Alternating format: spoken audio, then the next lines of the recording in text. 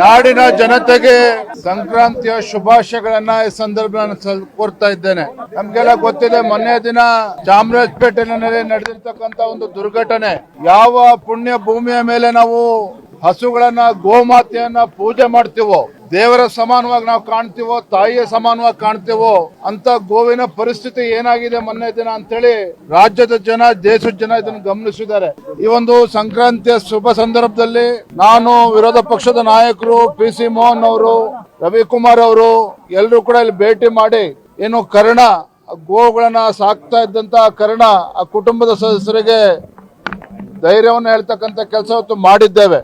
ನಾನು ಇಷ್ಟು ಮಾತ್ರ ಸಂದರ್ಭದಲ್ಲಿ ಹೇಳ್ತೇನೆ, ಗೋಮಾತೆಯನ್ನ ಪೂಜೆ ಮಾಡ್ತಕ್ಕಂಥ ಈ ನಾಡು, ಈ ದೇಶದಲ್ಲಿ ಈ ರೀತಿ ದುರ್ಘಟನೆ ನಡೆದಿರ್ತಕ್ಕಂಥದ್ದು ಅಕ್ಷಮ್ಯ ಅಪರಾಧ.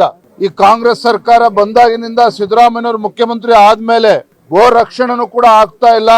ಈ ಮಟ್ಟಕ್ಕೆ ಇವತ್ತು ಬಂದಿದೆ ಅಂತ ಹೇಳಿದ್ರೆ ಈ ಸರ್ಕಾರದ ಧೋರಣೆನೇ ಕಾರಣ ಅನ್ನೋದನ್ನ ಸ್ಪಷ್ಟವಾಗಿ ಈ ಸಂದರ್ಭದಲ್ಲಿ ಹೇಳೋದಕ್ಕೆ ಇಚ್ಛೆ ಪಡ್ತೇನೆ.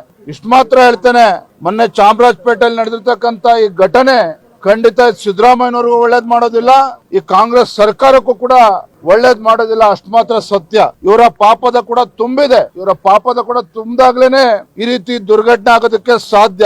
ಯಾರೋ ಒಬ್ಬ ಬಡಪಾಯಿನ ಹಿಡ್ಕೊಂಡ್ಬಂದು ಅವನೇ ಮಾಡಿದಾನೆ ಅಂತೇಳಿ ಬಿಂಬಿಸ್ತಕ್ಕಂತ ಪ್ರಯತ್ನ ನಡೆಸಿದ್ದಾರೆ ಅಂತೇಳಿ ಇವತ್ತೆಲ್ಲವೂ ಕೂಡ ಚರ್ಚೆ ನಡೀತಾ ಇದೆ.